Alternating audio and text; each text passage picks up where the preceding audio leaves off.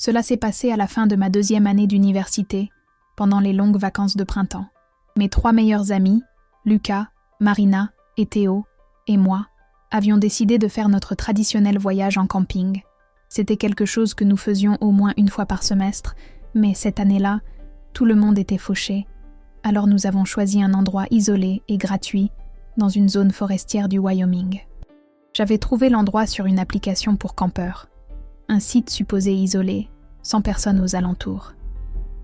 La route en terre semblait interminable, chaque virage révélant une nouvelle rangée d'arbres fermant l'horizon.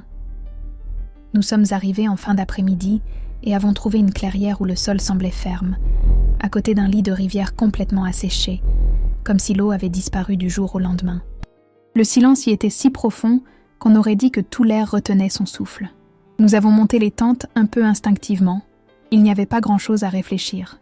Chaque tente était à environ 10 mètres de l'autre, juste assez pour ne pas trébucher sur quelqu'un au milieu de la nuit.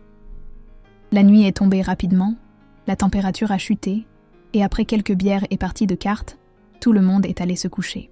Moi qui me réveille toujours au moindre bruit, j'ai été surpris de dormir aussi profondément. C'était comme si mon corps s'était éteint. Pas de rêve, pas de conscience, juste un blackout total. À mon réveil, j'ai immédiatement senti que quelque chose n'allait vraiment pas. J'ai ouvert la fermeture éclair de la tente, et le spectacle qui s'est offert à moi m'a complètement figé. Nos 4 tentes avaient été déplacées, pas mises en désordre, pas traînées au hasard, déplacées et soigneusement réarrangées. Elles formaient un carré parfait autour d'un tas de pierres qui n'existait certainement pas la veille au soir. Pendant quelques secondes, j'ai cru que j'avais perdu la notion de la réalité. Je me suis même frotté les yeux. Mais ce n'était pas une illusion. Chaque tente avait été placée exactement à la même distance, comme si quelqu'un avait utilisé une règle et un compas. Et le plus troublant, les piquets étaient toujours plantés dans le sol, intacts, et rien à l'intérieur des tentes n'avait été touché. Mon téléphone portable était là où je l'avais laissé, ma batterie portable branchée, mes vêtements pliés.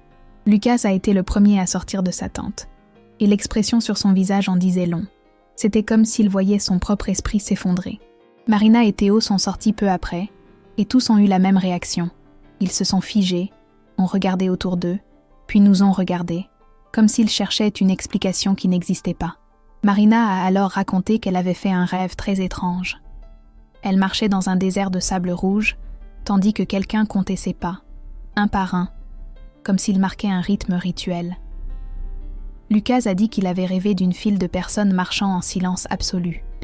Théo et moi ne nous souvenions de rien, ce qui, honnêtement, semblait encore pire. L'atmosphère entre nous est devenue étouffante, lourde, comme si quelque chose d'invisible planait au-dessus de nos têtes. La sensation était exactement comme s'il y avait une 5e présence parmi nous, silencieuse, immobile, observant, mais aussi à l'intérieur de nous, partageant nos pensées et nos peurs. Il était impossible de mettre cela en mots. C'était une sensation presque physique. Nous avons enquêté davantage. Tout semblait intact jusqu'à ce que nous trouvions des traces au sol, de longues traces de traînées, comme si chaque tente avait été tirée sur plusieurs mètres, mais elles s'arrêtaient exactement 10 pas avant leur position finale. À partir de là, elles avaient clairement été relevées et replacées là où elles se trouvaient. Le tas de pierres au centre comptait 4 pierres empilées, chacune ayant une forme géométrique étrange. Cela ressemblait à une sculpture faite intentionnellement. Lucas a essayé de regarder de plus près, a glissé et a tout renversé. Les pierres sont tombées sur le sol de manière ordinaire, mais au moment précis où la dernière a touché le sol, nous avons commencé à entendre un son grave, profond, venant des montagnes. Ce n'était pas le vent, ce n'était pas un animal, ce n'était pas un glissement de terrain. C'était comme si d'énormes blocs de roche étaient déplacés, traînés ou tournés, comme une vieille porte qui s'ouvrait. La réaction a été instantanée. Personne n'a eu besoin de dire quoi que ce soit. Nous avons commencé à tout ranger presque en même temps. La même sensation de pensée partagée. C'était comme si la panique était transmise par télépathie entre nous 4. Nous avons fini de tout ranger en quelques minutes, mais le sentiment a duré des heures dans notre poitrine. Nous n'en avons pas parlé. Nous n'avons pas appelé la police. Nous n'avons plus jamais abordé le sujet, et avec le temps, nous n'avons plus jamais été les mêmes amis. Chacun a suivi son chemin, mais cette nuit-là est restée enfouie dans un coin sombre de ma mémoire, comme un tiroir que j'évite d'ouvrir. Musique. Je m'appelle Raphaël, et ce que je vais vous raconter s'est passé l'année dernière. J'avais 24 ans, et j'essayais de sauver ma relation avec Lara. Nous avons décidé de partir en camping, juste nous deux, sans internet, sans distraction. Nous sommes allés dans une région reculée du Tennessee, dans une zone où il n'y avait que 6 ou 7 campings dispersés, tous suffisamment éloignés les uns des autres pour garantir un peu d'intimité. Nous sommes arrivés vers le coucher du soleil et avons choisi le dernier endroit sur la route, là où la forêt semblait la plus dense. La nuit a été calme, jusqu'à environ 22 heures, lorsque Lara est allée se laver le visage à un robinet communautaire près de quelques tables de pique-nique. Pendant qu'elle était là, j'ai entendu des pas légers derrière moi. Quand je me suis retournée, un type se tenait à environ 2 mètres, sans lampe torche, sans faire le moindre bruit, comme s'il avait surgi de l'obscurité. Il s'est présenté comme Damon et a dit qu'il campait seul dans la voiture bleue que nous avions vue arriver. Malgré son sourire, il y avait quelque chose dans son regard qui semblait bizarre, trop intense. Il ne regardait que Lara, comme si je n'étais même pas là. Quand elle est revenue, il a fait remarquer que l'endroit était trop isolé pour un jeune couple, et il est resté là à parler comme s'il nous inspectait. J'ai prétexté que nous allions nous lever tôt, et il est finalement parti, marchant dans l'obscurité, sans allumer sa lampe torche. Au milieu de la nuit, je me suis réveillée en entendant des voix chuchoter près de la tente. 2, peut-être 3 personnes. Quand j'ai ouvert la fermeture éclair pour regarder, le silence s'est immédiatement fait. J'ai utilisé la lampe torche, mais je n'ai vu personne. La forêt semblait absorber la lumière. Le matin, je n'en ai pas parlé à Lara, mais dans l'après-midi, nous avons trouvé un mot collé sur l'essuie-glace de ma voiture. Vous devez changer de tente. Il n'y avait pas de signature. Alors que nous essayions de comprendre ce que cela signifiait, Damon est réapparu, sorti de nulle part, vêtu des mêmes habits que la veille. La lumière du crépuscule rendait son visage presque inexpressif, comme s'il portait un masque de lui-même. Il a dit qu'il avait entendu des bruits de pas près de sa voiture pendant la nuit et qu'il partait. Il nous a recommandé de faire de même. Il y avait quelque chose dans sa voix. Ce n'était pas de l'inquiétude. C'était de la peur. Nous avons commencé à tout ranger, alors que le soleil disparaissait presque. Pendant que nous rangions, j'ai remarqué que Damon n'était toujours pas parti.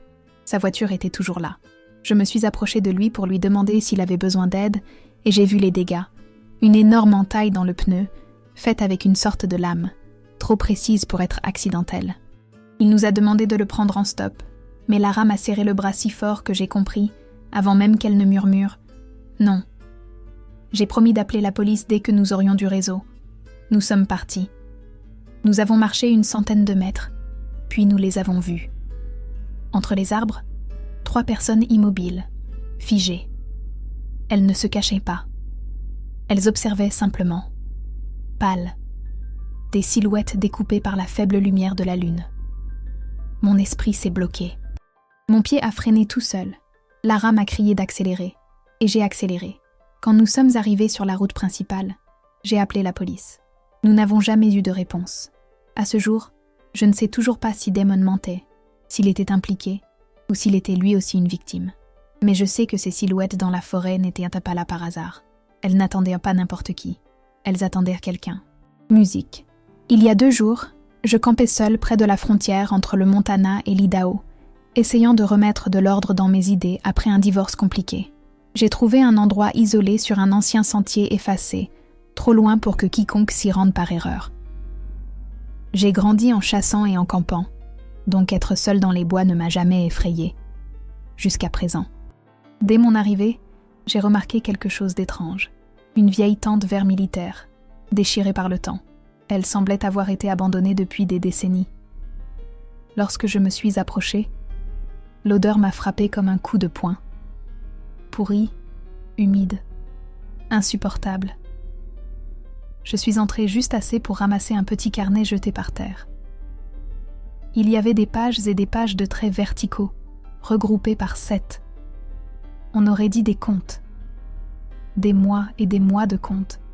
J'ai monté ma tente de l'autre côté du champ, mais avec une vue directe sur la vieille tente.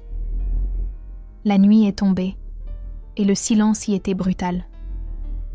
Je me suis endormie d'épuisement. Je me suis réveillée avec des chuchotements, faibles, urgents, multiples. comme si 3 personnes discutaient à quelques pas de ma tente. Je ne comprenais pas les mots, mais il y avait quelque chose d'étrange dans le rythme des voix, comme si elles murmuraient des syllabes dans le désordre. Ma main se porta directement sur mon arme. Les voix s'arrêtèrent, puis des pas commencèrent à tourner autour de la tente. Lent, traînant. La fermeture éclair a commencé à être tirée, mais elle ne s'est pas ouverte car j'avais mis des cadenas. Quand ils ont commencé à gratter la toile avec quelque chose de pointu, j'ai crié que j'étais armée. Le bruit a cessé. Puis, des pas se sont mis à courir dans différentes directions. Dès l'aube, je suis sortie de la tente, arme à la main. La vieille tente avait disparu. Elle n'était ni effondrée, ni arrachée, mais disparue. Le sol où elle se trouvait semblait intact, comme s'il n'y avait jamais rien eu là. Mais il y avait quelque chose de nouveau. Des empreintes de pas humains, nus, des centaines d'entre elles formant un cercle autour de mon campement. Certaines étaient si profondes qu'on aurait dit que la personne était restée là, à observer, pendant des heures. J'en ai suivi certaines jusqu'à un grand arbre. Il y avait des entailles fraîches sur le tronc, des marques de comptage, 7 groupes de 7, et le début d'un 8e. Suspendu à une branche, j'ai trouvé un écureuil mort, attaché avec du fil de pêche, le corps tendu comme s'il avait été préparé pour une sorte de rituel. Cela a complètement dépassé mes limites. J'ai commencé à tout démonter, les mains tremblantes. J'ai rangé mes affaires dans mon sac à dos sans m'en soucier. Je voulais juste partir. Sur le chemin vers la voiture, je jure avoir entendu quelqu'un, ou plusieurs personnes, marcher dans la forêt, suivant mes pas à distance. Quand je suis enfin arrivée chez moi, j'ai décidé de ne prévenir personne. Il n'y avait pas de corps, pas de preuves, pas de crime évident. Et je savais, au plus profond de mon âme, que retourner là-bas ne serait jamais une option. La seule chose que je sais, c'est qu'ils me surveillaient. Ils me marquaient. Ils attendaient mon prochain jour. Mon prochain numéro.